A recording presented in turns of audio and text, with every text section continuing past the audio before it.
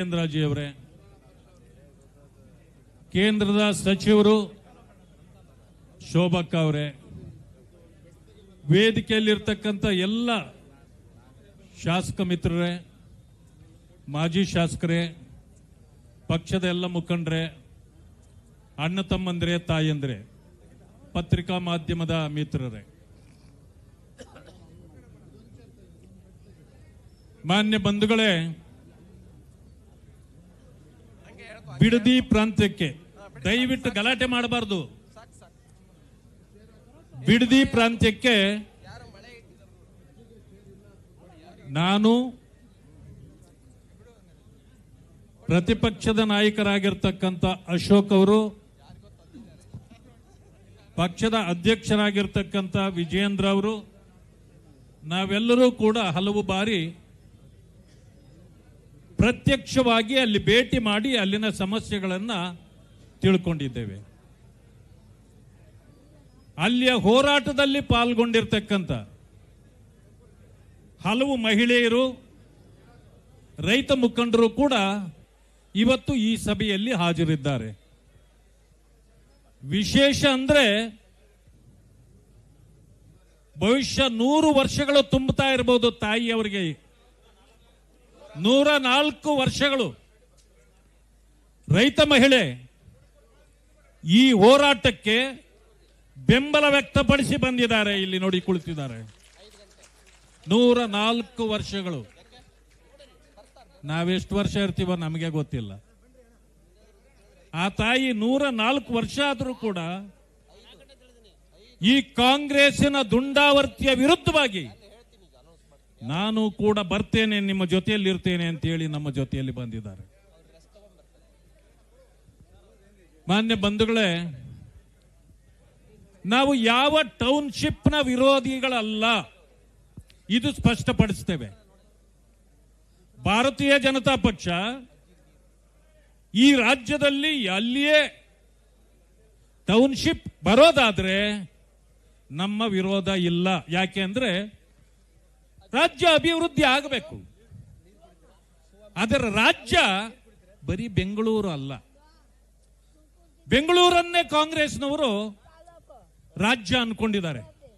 ಅದಕ್ಕೆ ಹಲವು ಬಾರಿ ಹೇಳ್ತಾರೆ, ಚಿಕ್ಕಬಳ್ಳಾಪುರಕ್ಕೆ ಬೆಂಗಳೂರು ಅಂತ ಹೆಸರಿಡಬೇಕು, ಕನಕಪುರಕ್ಕೆ ಬೆಂಗಳೂರು ಅಂತ ಹೆಸರಿಡಬೇಕು, ತುಮಕೂರಿಗೆ ಬೆಂಗಳೂರು ಅಂತ ಹೆಸರಿಡಬೇಕು, ಗುಲ್ಬರ್ಗದವರು ಕೇಳ್ತಾರೆ ಬೆಂಗಳೂರು ಅಂತ ಹೆಸರಿಡಿ ನಮಗೆ ಅಂತ. ಇನ್ನು ಬಿಜೆಪಿನವರು. ಅದಕ್ಕೆ ನಾನೊಂದು ಮಾತನ್ನು ಹೇಳ್ತೇನೆ, ಕರ್ನಾಟಕ ಅಂತ ಯಾಕಾಗಾದ್ರೆ ಕರ್ನಾಟಕ ಪೂರ್ತಿ ಸೇರಿಸಿ ಒಂದೇ ಸಾರಿ ಬೆಂಗಳೂರು ಅಂದ್ಬಿಟ್ರೆ ಮುಗ್ದೋಯ್ತಲ್ಲ, ಸಮಸ್ಯೆನೇ ಮುಗ್ದೋಯ್ತು. ಇದು ಕಾಂಗ್ರೆಸ್ನವರ ಕಥೆ ಇದು. ಅದಕ್ಕೆ ನಾವು ಹೇಳುದು, ಬೆಂಗಳೂರು ಬೆಳೆಯಬೇಕು, ಆದ್ರೆ ಈಗ ಬೆಳೆದಿದೆಯಲ್ಲ ಇದು ಸಾಕು. ಬೆಂಗಳೂರಿನ ಟ್ರಾಫಿಕ್ ನಲ್ಲಿ ಬೆಳಗ್ಗೆಯಿಂದ ಸಂಜೆವರೆಗೆ ಹೋರಾಟ ಯಾರು ಪ್ರಯಾಣ ಮಾಡ್ತಾರೋ ಮಿನಿಮಮ್ 3 ರಿಂದ 4 ತಾಸುಗಳ ಕಾಲ ಟ್ರಾಫಿಕ್ ಅಲ್ಲೇ ಇರ್ತಾರೆ. ಇಂಥ ಪರಿಸ್ಥಿತಿ ನಮಗೆ ಬೇಕಾ? ಅಂದಮೇಲೆ ನೀವು ಏರ್ಪೋರ್ಟ್ ಮಾಡ್ತೀರಿ ಎಲ್ಲಿ ಅಂದ್ರೆ ಕನಕಪುರದಲ್ಲಿ ಬೇಕಂತೆ, ಮೆಡಿಕಲ್ ಕಾಲೇಜ್ ಬೇಕಂತೆ ಕನಕಪುರದಲ್ಲಿ ಬೇಕಂತೆ, ಈಗ ಟೌನ್ಶಿಪ್ ಬೇಕು ಅಲ್ಲೇ ಬೇಕು. ಯಾಕೆ ಬೇಕು ನಿಮಗೆ? ಚಿಕ್ಕಬಳ್ಳಾಪುರ ಬೆಳಿಬಾರ್ದ? ಬಾಗೇಪಲ್ಲಿ ಕಡೆ ಬರ್ರಿ, ಎಷ್ಟು ನಿಮಗೆ ಎಷ್ಟು ಎಕರೆ ಬೇಕೋ ಸಿಗುತ್ತೆ. ಟೌನ್ಶಿಪ್ ಮಾಡಿ. ಅಲ್ಲಿ ಏರ್ಪೋರ್ಟ್ಗೂ ಕೂಡ ಬಹಳ ಹತ್ತಿರ ಇರತಕ್ಕಂಥ ಸ್ಥಳ, ಜನರಿಗೆ ಅನುಕೂಲ ಆಗುತ್ತೆ. ಇಲ್ಲಂತಂದ್ರೆ ಕೋಲಾರಕ್ಕೆ ಬನ್ನಿ, ಗೋಲ್ಡ್ ಫೀಲ್ಡ್, ನಿಮಗೆ ಚಿನ್ನನೂ ಸಿಗುತ್ತೆ, ಟೌನ್ಶಿಪ್ ಆಗುತ್ತೆ. ಅಲ್ಲಿಗೆ ಬರೋಣ, ಚಿನ್ನನೂ ಕೊಡಿಸ್ತೇವೆ KGF ನಲ್ಲಿ. ಯಾಕೆ ಚಿನ್ನ ಬೇಡವಾ? ಬರೀ ಆಲೂಗೆಡ್ಡೆ ಹಾಕಿ ಚಿನ್ನ ಬೆಳ್ಕೋತೀರಾ ನೀವು? ಏನ್ ನಿಮ್ ಲೀಡರ್ ಹೇಳ್ದಂಗೆ? ಅದಕ್ಕೆ ಬೇಡ, ಅಲ್ಲಿ ಬರ್ರಿ.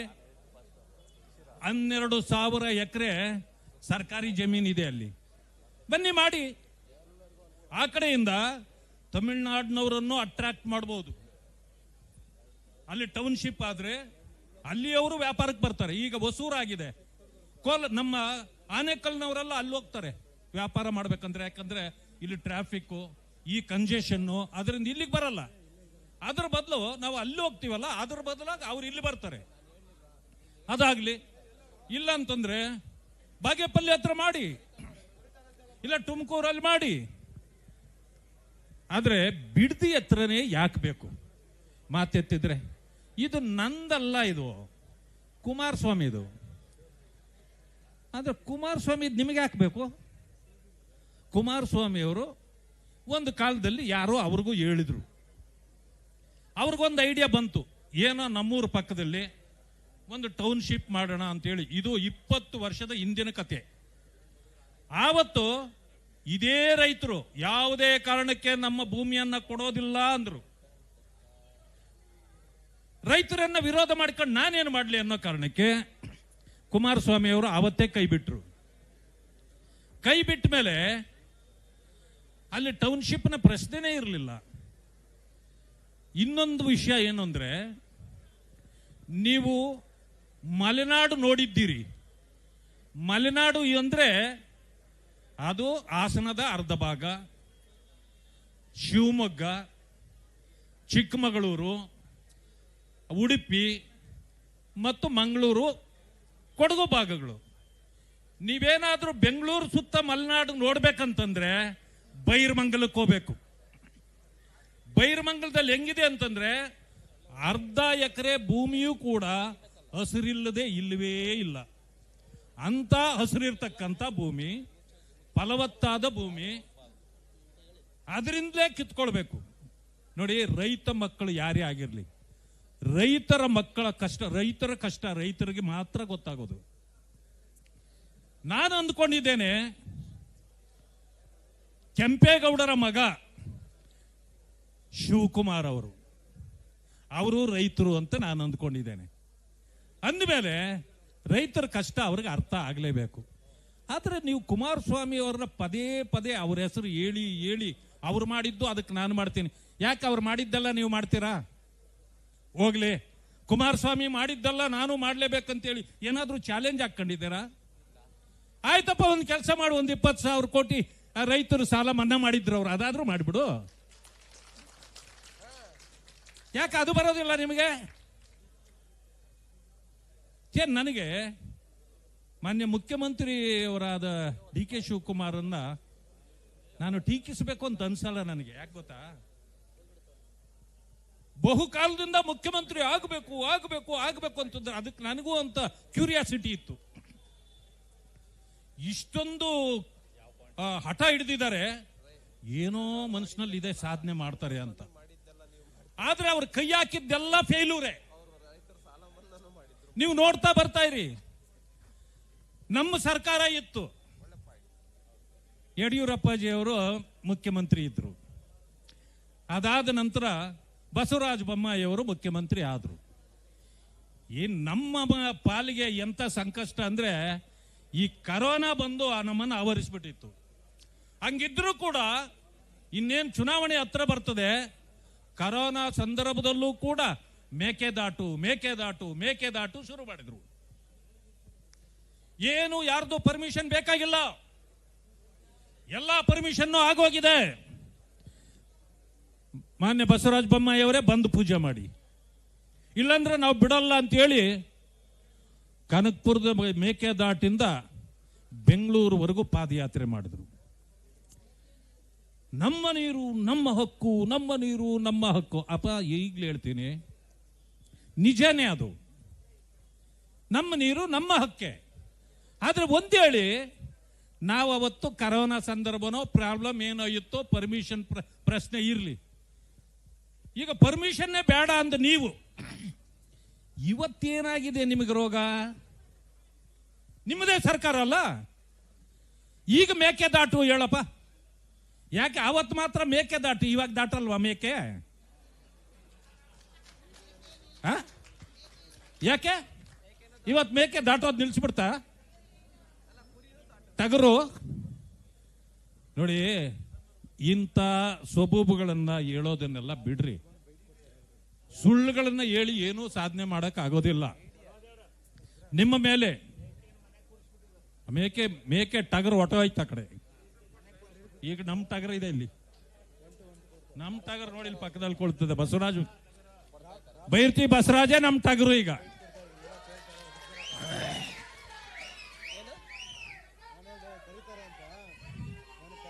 ಇದಾದ್ಮೇಲೆ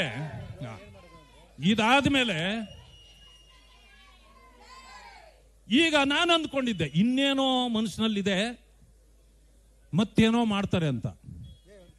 ಮೊನ್ನೆ ಅವರಿಗೆ ಗೊತ್ತೇ ಇಲ್ಲ ತಿರುಪತಿಯಲ್ಲಿ ಇನ್ಮೇಲೆ ನಮ್ಮ ಮಂತ್ರಿಗಳು ನಮ್ಮ ಶಾಸಕರು ಯಾರೇ ಹೋದ್ರೆ ಮೊದಲನೇ ಆರತಿ ನಮ್ಮದೇ ಅಂತಂದ್ರು. ಅದು ಯಾಕೆ ಅಂತಂದ್ರೆ ಮೈಸೂರು ಮಹಾರಾಜರು ತಿರುಪತಿಯ ದೇವರಿಗೆ ಹಲವಾರು ರೀತಿಯ ಸಹಕಾರ ಕೊಟ್ಟು ಸವಲತ್ತುಗಳನ್ನು ಒದಗಿಸಿದ್ದ ಕಾರಣಕ್ಕಾಗಿ ಆವತ್ತು ಅವರಿಗೆ ಆ ಸವಲತ್ತನ್ನು ಕೊಡಲಾಗಿತ್ತು. ಇದನ್ನು ಇವರು ತಿಳ್ಕೊಂಡು ಕೂಲಂಕುಷವಾಗಿ ಅದನ್ನು ಪರಿಶೀಲನೆ ಮಾಡದೆ ಒಂದು ಹೇಳಿಕೆ ಕೊಟ್ಬಿಟ್ರು. ಕೊಟ್ಟ ತಕ್ಷಣ ಅಲ್ಲಿಯ ಕಮಿಟಿಯ ಚೇರ್ಮನ್ ಅವರು ಏನ್ ಮಾಡಿದ್ರು ಗೊತ್ತಾ? ಈ ರೀತಿ ನೀವು ತೀರ್ಮಾನ ತಗೊಳ್ಳೋದು ತಪ್ಪು, ಅದು ಯಾವುದು ಇಲ್ಲ ಅಂದ್ರು. ಇಲ್ಲ ಅಂದ ತಕ್ಷಣ ಆಯ್ತಾಯ್ತು ಆ ವಿಷಯಕ್ಕೆ ನಾನು ಕೈ ಹಾಕಲ್ಲ ಅಂದ್ಬಿಟ್ರು. ಅಂದ್ರೆ ಮಾತಿನಲ್ಲೂ ಅವರು ಫೇಲ್ಯೂರನ್ನು ಮಾತ್ರ ಕಾಣ್ತಿದ್ದಾರೆ. ಇವತ್ತಿಗೆ 46 ದಿನಗಳಾಯಿತು ಅವರು ಮುಖ್ಯಮಂತ್ರಿಗಳಾಗಿ. 46 ದಿನಗಳಲ್ಲಿ ಅವರ ಸಾಧನೆ ಮಾತ್ರ ಶೂನ್ಯ. ಆವತ್ತಿನಿಂದ ನೋಡ್ತಾ ಇದ್ದೀನಿ ನಾನು. ಅವರ ಅಧಿಕಾರಕ್ಕೆ ಬಂದ ದಿವಸದಿಂದ ಬಿಡದಿ ಬಿಟ್ಟು ಬೇರೆ ಯಾವುದೂ ಮಾತಾಡ್ತಾ ಇಲ್ಲ. ಯಾಕೆ ಅಂದ್ರೆ ಬಿಡದಿಯ ಪ್ರಾಜೆಕ್ಟ್ ಏನ್ ನೀವು ತರಬೇಕಂತಿದ್ದೀರೋ ಅದರ ಹಿಂದೆ ಏನ್ ಅಡಗಿದೆ ಅನ್ನೋದು ಈಗ ಜನರಿಗೆ ಅರ್ಥ ಆಗ್ತಾ ಇದೆ.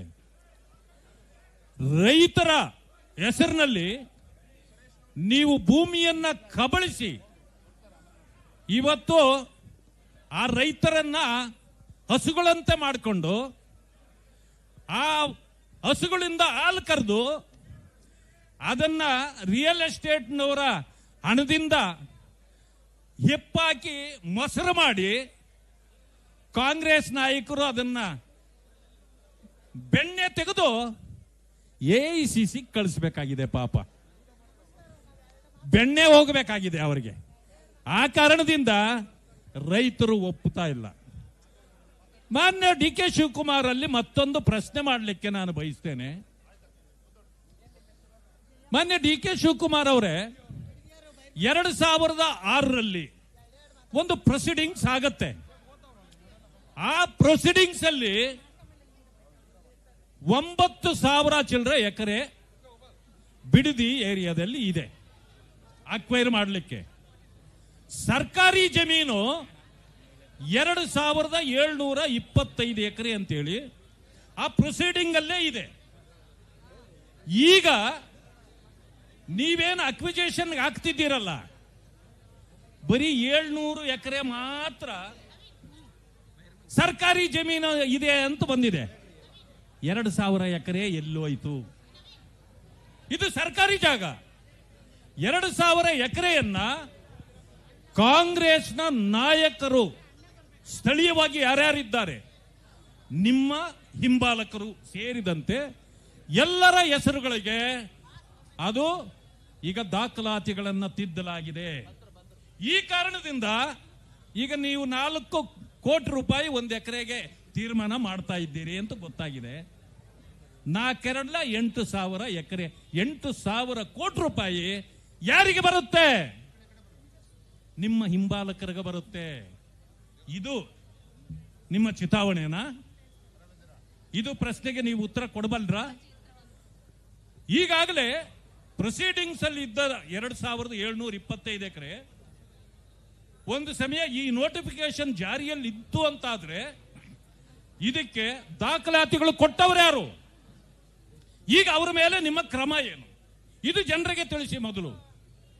ಯಾವುದೇ ಕಾರಣಕ್ಕೆ ಬಿಡದಿಯಲ್ಲಿ ಟೌನ್ಶಿಪ್ ಬರಲಿಕ್ಕೆ ಸಾಧ್ಯ ಇಲ್ಲ. ಈಗಾಗಲೇ ಅನೇಕ ಟೌನ್ಶಿಪ್ಗಳು ಬಂದಿದೆ. ಅಕ್ಕ ಶೋಭಾ ಕರಂದ್ಲಾಜೆ ಅವರು ಅದೆಲ್ಲ ಹೆಸರುಗಳನ್ನು ಹೇಳಿದ್ದಾರೆ, ನಾನು ಮತ್ತೆ ಪ್ರಸ್ತಾಪ ಮಾಡೋದಿಲ್ಲ. ಈಗ ಅವುಗಳನ್ನೇ ಸರಿಯಾಗಿ ಕೊಟ್ಟಿಲ್ಲ.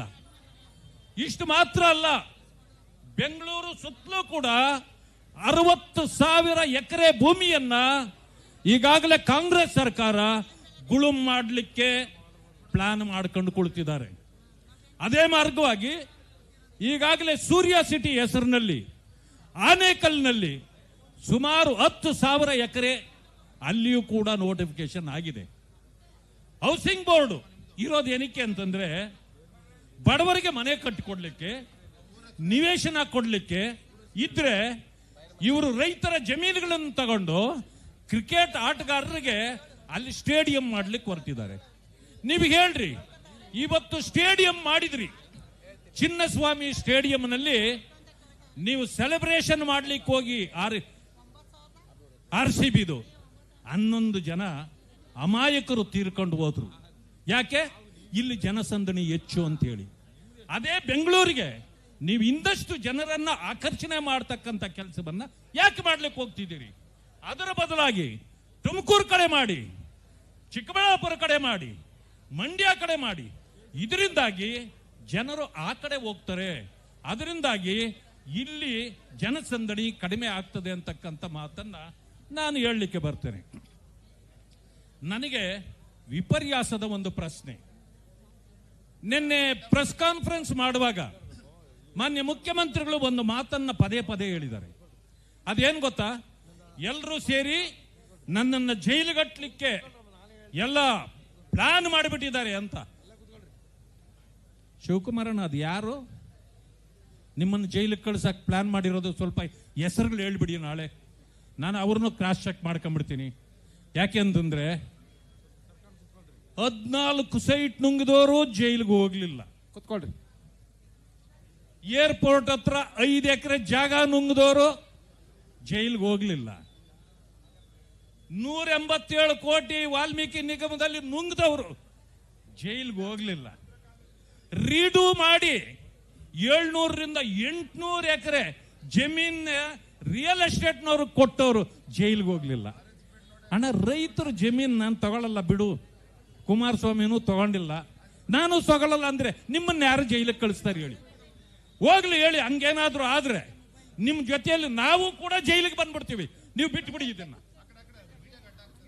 ಜೈಲಿಗೆ ನಿಮ್ಮನ್ನು ಹೋಗಕ್ ನಾವು ಬಿಡಲ್ಲ. ಈ ವಿಷಯದಲ್ಲಿ, ಬೇರೆ ವಿಷಯದಲ್ಲಿ ಜೈಲಿಗೆ ಹೋದ್ರೆ ನಾವು ನಿಮ್ ಜೊತೆ ಬರಲ್ಲ.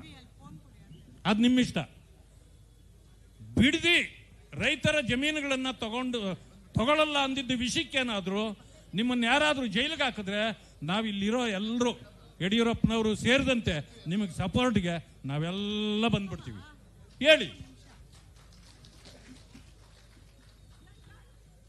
ಎಲ್ಲಕ್ಕಿಂತ ಮಿಗಿಲಾಗಿ ಡಿಮ್ಯಾಂಡ್ ಸರ್ವೆ ಮಾಡಿದ್ದೀರಾ? ಯಾರು ನಿಮ್ಮನ್ನು ಕೇಳಿದ್ದಾರೆ ನಮಗೆ ಅಲ್ಲೇ ಸೈಟ್ ಬೇಕು ಅಂತ? ಅಲ್ಲೇ ನಮಗೆ ಟೌನ್ಶಿಪ್ ಬೇಕು, ಇಲ್ಲಾಂದ್ರೆ ನಾವು ಪ್ರಾಣ ತಕ್ಕೊಳ್ತೀವಿ ಅಂತ ಯಾರನ್ನ ಹೇಳಿದ್ರ? ನಮ್ಮ ಜಮೀನ್ ಏನಾದ್ರೂ ನೀವು ಕಿತ್ಕೊಂಡ್ರೆ ನಾವು ಪ್ರಾಣ ತಕ್ಕೊಳ್ತೀವಿ ಅಂತ ಹೇಳಿ ವಿಷ ಹಿಡ್ಕೊಂಡು ಹೆಣ್ಣು ಮಕ್ಕಳು ಕೂಳ್ತಾವ್ರೆ. ಮೊನ್ನೆ ಅವ್ರಿಗೆ ಬಹಳ ರೋಷ ಬಂದಿತ್ತು. ನಮ್ಮ ಜಮೀನುಗಳನ್ನೆಲ್ಲ ಕಸ್ದು ಬಿಡ್ತದೆ ಕಾಂಗ್ರೆಸ್ನವರು. ಅದಕ್ಕೆ ಒಂದು ಪ್ರೊಟೆಸ್ಟ್ ಮಾಡಿದ್ರು. ಏನಂತಂದ್ರೆ ಪೊರಕೆ ಹಿಡ್ಕೊಂಡು ಪ್ರೊಟೆಸ್ಟ್ ಮಾಡಿದ್ರು. ಪೊರಕೆ ಹಿಡ್ಕೊಂಡು ಮಾಡೋದು ಅದು ಪದ್ಧತಿ. ಕೆಲವು ಕಡೆ ಎಲ್ಲನೂ ಕೆಲವು ವಿಷಯಕ್ಕೆ ಕೆಲವು ಆಯುಧಗಳನ್ನು ಹಿಡ್ಕೊಂಡು ಮಾಡ್ತಾರೆ. ಇದೇನು ಕತ್ತಿ ಕಟಾರಿ ಅಲ್ಲ, ಪೊರಕೆ ಕಸ ಗುಡಿಸೋದು. ಮನ್ಸು ಮಾಡಿದ್ರೆ ನಮ್ಮ ಹೆಣ್ಮಕ್ಳೆಲ್ಲ ಕಾಂಗ್ರೆಸ್ ಅನ್ನು ಕಸದಲ್ಲೇ ಗುಡಿಸಿ ಹಾಕ್ಬಿಡ್ತಾರೆ. ಅದಕ್ಕೆ ಅದನ್ನು ಹಿಡ್ಕೊಂಡಿದ್ದಾರೆ. ಆಮೇಲೆ ಯಾಕೆ ಪೊರಕೆ ಹಿಡ್ಕೊಂಡ್ರಿ? ತಪ್ಪೇನು? ಎಲೆಕ್ಷನ್ ಸಿಂಬಲ್ಲೇ ಪೊರಕೆ ಇದೆಯಲ್ಲಪ್ಪ, ಆ ಕೇಜ್ರಿವಾಲ್ದು ಪೊರಕೆನೇ ಅವ್ರ ಸಿಂಬಲ್ಲು. ಕಸ ಮಾತ್ರ ಗುಡಿಸಲ್ಲ ಅವರು. ಹಿಂಗಿರೋವಾಗ ಅಲ್ಲಿ ಪ್ರೊಟೆಸ್ಟ್ ಮಾಡ್ತಿದ್ರು. ಕೆಲವು ಅಧಿಕಾರಿಗಳು ಬಂದು ಏಕಾಏಕಿ ಸರ್ವೆ ಮಾಡ್ಲಿಕ್ಕೆ ಶುರು ಮಾಡಿದ್ರು. ಕೇಳಿದ್ದಕ್ಕೆ ಏನು ಮಾಡ್ತಿರೋ ಮಾಡ್ಕೊಳ್ಳಿ ಅಂದ್ರು. ಅದಕ್ಕೆ ಅವರು ಸ್ವಲ್ಪ ಪೂಜೆ ಮಾಡಿದ್ರು ಆ ಪೊರಕೆಗಳಲ್ಲಿ. ಅದಕ್ಕೆ ಯಾಕೆ ಅವ್ರ ಮೇಲೆ ಏನೋ ಮರ್ಡರ್ ಕೇಸ್ಗಳೆಲ್ಲ ಹಾಕ್ಬಿಟ್ಟಿದ್ದಾರೆ. ಅದಕ್ಕೆ ಅಶೋಕಣ್ಣ ನಾನು ನಿನ್ನೆ ಹೋಗಿದ್ವಿ. ಆ ನಾಗರಾಜ್ ಅವರೆಲ್ಲ ಇದ್ರು. ಅವ್ರ ಮನೆಯಲ್ಲೆಲ್ಲ ಹೋಗಿ ಅವ್ರಿಗೆಲ್ಲ ಹೇಳಿ ಬಂದಿದ್ದೀವಿ, ನಿಮ್ಮನ್ನ ಪೊಲೀಸ್ನವರು ಮುಟ್ಲಿಕ್ಕೆ ಸಾಧ್ಯ ಇಲ್ಲ. ಯಾಕೆಂದ್ರೆ ಇದೇನು ಮರ್ಡರ್ ಕೇಸ್ ಅಲ್ಲ, ಅವ್ರು ಹಾಕಿದ್ದಾರೆ ಅಷ್ಟೇ, ಏನು ಆಗಲ್ಲ, ನೀವು ಸುಮ್ಮನೆ ಇರಿ ಅಂತ ಹೇಳಿ ಬಂದಿದ್ದೀವಿ. ಹೆಚ್ಚು ಕಡಿಮೆ ಚಿಕ್ಕಬಳ್ಳಾಪುರ ಜಿಲ್ಲೆ, ಕೋಲಾರ ಜಿಲ್ಲೆ, ಈ ಕಡೆ ಬೆಂಗಳೂರು ಗ್ರಾಮಾಂತರ ಜಿಲ್ಲೆ, ಬೆಂಗಳೂರು ಸೌತ್, ರಾಮನಗರ ಜಿಲ್ಲೆ, ಇಷ್ಟೂ ಜಿಲ್ಲೆಗಳಲ್ಲಿ ಸುಮಾರು 5,000 ಎಕರೆಗಳು ಜಮೀನುಗಳನ್ನ ಕಾಂಗ್ರೆಸ್ನ ಕಾರ್ಯಕರ್ತರು, ಮುಖಂಡರುಗಳ ಹೆಸರಿಗೆ ಇವತ್ತು ನಕಲಿ ದಾಖಲೆಗಳನ್ನ ಕಾಂಗ್ರೆಸ್ ಪಕ್ಷ ಸೃಷ್ಟಿ ಮಾಡಿದೆ. ಅವರನ್ನೆಲ್ಲ ಶ್ರೀಮಂತರು ಮಾಡ್ಲಿಕ್ಕೆ ಹೊರಟಿದ್ದಾರೆ. ಯಾಕೆಂದ್ರೆ ನಿಮಗೆ ಗೊತ್ತಲ್ಲ, ಈಗಾಗಲೇ ಗಂಜಿ ಕೇಂದ್ರಗಳು ಕಾಂಗ್ರೆಸ್ನಲ್ಲಿ ಶುರುವಾಗ್ಬಿಟ್ಟಿದೆ. ಕಾರ್ಯಕರ್ತರು ಅವರನ್ನ ತಿರಸ್ಕಾರ ಮಾಡಿದ್ರು, ಅದಕ್ಕೆ ಏನ್ ಮಾಡ್ಬೇಕು, ಅವ್ರನ್ನ ಪೋಷಣೆ ಮಾಡಬೇಕಾಗಿದೆ. ಸ್ವಲ್ಪ ಕೂತ್ಕೊಳ್ರಿ ತಾಯಿ, ನೀವು ಮಾತಾಡ್ತಿದ್ರೆ ಇಲ್ಲಿ ಭಾಷಣ ಮಾಡಕ್ಕಾಗಲ್ಲ. ಕೂತ್ಕೊಳ್ಳಿ. ಅಣ್ಣ ಕೂತ್ಕೊಳ್ಳಿ ಅಲ್ಲ. ಈಗಾಗಲೇ ನೋಡಿದ್ರಿ, ಈಗ ಕಾಂಗ್ರೆಸ್ ಕಾರ್ಯಕರ್ತರಿಗೆ ಗ್ಯಾರಂಟಿ ಬಂದ ಮೇಲೆ ಗ್ಯಾರಂಟಿ ಅನುಷ್ಠಾನ ಸಮಿತಿ ಅಂತೇಳಿ ಅನೇಕ ಕಾರ್ಯಕರ್ತರಿಗೆ ಖಜಾನೆಯಿಂದ ಸಂಬಳ ಕೊಡಕ್ಕೆ ಶುರು ಮಾಡಿಬಿಟ್ರು. ನಮ್ಮ ಅಪ್ರಾಣೆ ನಾವಿಂತ ಅನ್ಯಾಯದ ಕೆಲಸ ಮಾಡಲ್ಲ. ಯಾಕೆ ಗೊತ್ತಾ, ಅದು ಜನರ ಟ್ಯಾಕ್ಸ್ ಹಣ, ಅದು ಕಾನೂನುಬದ್ಧವಾಗಿ ಖರ್ಚು ಮಾಡಬೇಕಾಗತ್ತೆ.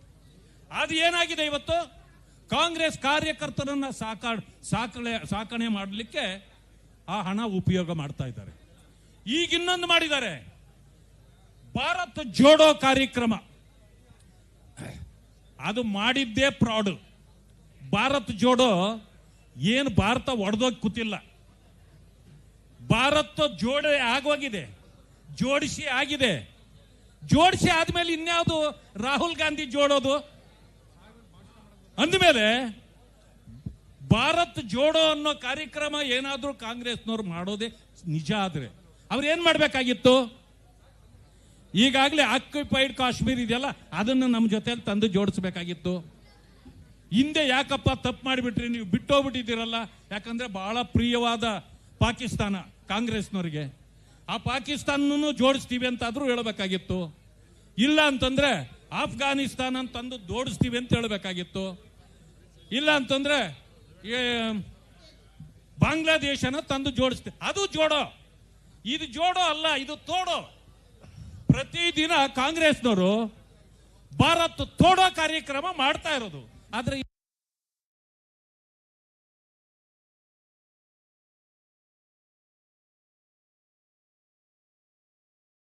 ಹೇಳೋದು ಜೋಡೋ. ಈಗೇನ್ ಮಾಡ್ತಾ ಇದ್ದಾರೆ, ಭಾರತ್ ಜೋಡೋ ಹೆಸರಿನಲ್ಲಿ ಭಾರತ್ ತೋಡೋ ಗಂಜಿ ಕೇಂದ್ರಗಳನ್ನ ತೆರೆದು ಬಿಟ್ಟಿದ್ದಾರೆ. ಅವ್ರದ್ದು ಭಾರತ್ ತೋಡೋ, ಅದೇ ಪೋಡೋ, ಭಾರತ್ ಪೋಡೋ. ಈಗೇನ್ ಮಾಡಿದ್ದಾರೆ, ಅವರಿಗೆ ಬೂತಲ್ಲೂ ಕೂಡ ಒಂದೊಂದು ಸಮಿತಿಗಳನ್ನ ಮಾಡಿ ಭಾರತ್ ಜೋಡೋ ಯುವಕರ ಹೆಸರಿನಲ್ಲಿ ಒಂದು ಕಮಿಟಿಗಳನ್ನು ಮಾಡ್ತಾ ಇದ್ದಾರೆ. ಅದೇನು ಗೊತ್ತಾ, ಸರ್ಕಾರದ ಹಣವನ್ನ ಅವರ ಬೂತ್ ಕಮಿಟಿಗಳನ್ನ ನಿರ್ಮಾಣ ಮಾಡಿ ಆ ಬೂತ್ ಕಮಿಟಿಗಳಿಗೆ ಕೊಡೋ ಹಣವನ್ನ ಅವರು ಯಾವ ಹೆಸರಿನಲ್ಲಿ ಮಾಡ್ತಿದ್ದಾರೆ? ಯುವಕರ ಹೆಸರಿನಲ್ಲಿ ಭಾರತ್ ಜೋಡೋ ಯುವ ಸಂಘಟನೆ ಹೆಸರಿನಲ್ಲಿ ಮಾಡ್ತಿದ್ದಾರೆ. ಅಂದ್ರೆ ಇವೆಲ್ಲವೂ ಗಂಜಿ ಕೇಂದ್ರಗಳೇ. ಇಂಥ ಪರಿಸ್ಥಿತಿ ಇದೆ. ಈ ಕಾರಣಕ್ಕೆ ಭಾರತೀಯ ಜನತಾ ಪಕ್ಷ ಇಂಥವುಗಳನ್ನ ಒಪ್ಪೋದಿಲ್ಲ, ಇವರ ಜೊತೆಯಲ್ಲಿ ಕೈ ಜೋಡಿಸೋದಿಲ್ಲ. ಆದ್ರಿಂದ ಇವತ್ತಿಂದ ನಮ್ಮ ಹೋರಾಟ ಬರೀ ಇದು ಬೆಂಗಳೂರಿಗೆ ಸೀಮಿತವಾಗಬಾರದು. ಇಡೀ ರಾಜ್ಯಾದ್ಯಂತ ನಮ್ಮ ಮುಖಂಡರುಗಳು ಒಗ್ಗಟ್ಟಿನಿಂದ ಕಾರ್ಯಕ್ರಮಗಳನ್ನು ಕೊಡಬೇಕು. ಈ ಸರ್ಕಾರ ಒಂದು ಕಡೆ ಬರಗಾಲ ನಮ್ಮನ್ನ ಕಿತ್ತು ತಿಂತಾ ಇದೆ, ಇನ್ನೊಂದು ಕಡೆ ಅಭಿವೃದ್ಧಿ ಶೂನ್ಯವಾಗಿದೆ. ಬೆಂಗಳೂರು ಗುಂಡಿ ಮುಚ್ಚೋ ಯೋಗ್ಯತೆ ಇಲ್ಲದ ಸರ್ಕಾರ ರೈತರ ಜಮೀನುಗಳಿಗೆ ಕನ್ನ ಹಾಕ್ತಾ ಇರೋದು, ಇದನ್ನ ನಾವು ಒಪ್ಪಲಿಕ್ಕೆ ಸಾಧ್ಯ ಇದೆಯಾ? ಆ ಕಾರಣದಿಂದಲೇ ನಾವು ಯಾವುದೇ ಕಾರಣಕ್ಕೂ ಈ ಬಿಡದಿ ರೈತರು ಏನು ಹೋರಾಟಕ್ಕೆ ನಿಂತಿದ್ದಾರೆ ಅವರ ಜೊತೆಯಲ್ಲಿ ಭಾರತೀಯ ಜನತಾ ಪಕ್ಷದ ಪ್ರತಿಯೊಬ್ಬ ಕಾರ್ಯಕರ್ತನಿಂದ ಮುಖಂಡನಿಂದ ಹಿಡಿದು ನಾವೆಲ್ಲರೂ ಅವರಿಗೆ ಸಹಕಾರಿಯಾಗಿ ನಿಲ್ತೇವೆ. ಮುಂದಿನ ದಿನಗಳಲ್ಲಿ ಕೂಡ ಈ ಬೆಂಗಳೂರಿನ ಸುತ್ತ ಯಾವುದೇ ಟೌನ್ಶಿಪ್ ಬರಬಾರದು. ಈ ಎಲ್ಲಾ ಟೌನ್ಶಿಪ್ಗಳು ಹೊರಗೆ ಹೋಗಲಿ. ಮಾತೆತ್ತಿದ್ರೆ ಕಾಂಗ್ರೆಸ್ನ ನಾಯಕರೇ ಹೇಳ್ತಿದ್ರು, ಡಿ ಕೆ ಶಿವಕುಮಾರ್ ಅವರೇ, ಇನ್ನು 100 ವರ್ಷ ಆದ್ರೂ ನಮ್ ಗುಲ್ಬರ್ಗ ಬೆಂಗಳೂರು ನಗರಕ್ಕೆ ಈಕ್ವಲ್ ಆಗಕ್ಕೆ 100 ವರ್ಷ ಆದ್ರೂ ಸಾಕಾಗಲ್ಲ ಅಂದಮೇಲೆ ನಿಮಗೆ ನಾಚಿಕೆ ಆಗಬೇಕಲ್ಲ. ನಿಮ್ಮ ನಾಯಕರೇ ಆ ರೀತಿ ನಿಮ್ಮನ್ನ ಜರಿದ್ರೆ ಕೊನೆ ಪಕ್ಷ ಈ ಟೌನ್ಶಿಪ್ ಅಲ್ಲಿಗಾದ್ರೂ ತಗೊಂಡೋಗ್ರಿ, ಕಲ್ಯಾಣ ಕರ್ನಾಟಕ ಕಲ್ಯಾಣವಾಗ್ಲಿ. ಅದನ್ನು ಬಿಟ್ಟು ಎಲ್ಲರೂ ಕೂಡ ನಿಮ್ಮನ್ನು ನಿಂದಿಸ್ತಿದ್ರು ಕೂಡ ನಿಮ್ಗೆ ಯಾಕೆ ಹಠಕ್ಕೆ ಬಿದ್ದು ನೀವು ರೈತರ ರಕ್ತ ಇರ್ಲಿಕ್ಕೆ ನೋಡ್ತಿದ್ದೀರಿ? ದಯವಿಟ್ಟು ಇದನ್ನ ಕೈ ಬಿಡ್ರಿ. ಬೇರೆ ಕಡೆ ನಿಮ್ಮ ಈ ಟೌನ್ಶಿಪ್ಗಳನ್ನ ನೀವು ಮಾಡ್ಕೊಳ್ಳಿ ಅಂತಕ್ಕಂಥ ಮಾತನ್ನು ಹೇಳಿ. ಇನ್ನೂ ಅನೇಕರು ಮಾತಾಡ್ತಕ್ಕಂಥ ಸಂದರ್ಭ ಇದೆ. ಅದರಿಂದ ನನ್ನ ಮಾತುಗಳಿಗೆ ವಿರಾಮ ಹೇಳ್ತೇನೆ. ಭಾರತ್ ಮಾತಾ ಕಿ, ಭಾರತ್ ಮಾತಾ ಕಿ, ಭಾರತೀಯ ಜನತಾ ಪಾರ್ಟಿ ಕಿ, ಭಾರತೀಯ ಜನತಾ ಪಾರ್ಟಿ ಕಿ. ಜೈ ಹಿಂದ್. ಭಾರತ್ ಮಾತಾ ಕಿ. ಈಗ ಒಂದು ಯಾರಾದ್ರೂ ಪೊರಕೆ ಇಟ್ಕೊಂಡು ಕೊಲೆ ಮಾಡಕ್ಕಾಗತ್ತಾ? ಇಲ್ಲ, ಸಾಧ್ಯ ಇಲ್ಲ. ಪೊರಕೆನಲ್ಲಿ ಕೊಲೆ ಮಾಡಕ್ ಸಾಧ್ಯ ಇಲ್ಲ ಅನ್ನೋರು ಸ್ವಲ್ಪ ಕೈ ಮೇಲೆ ಮಾಡಿ.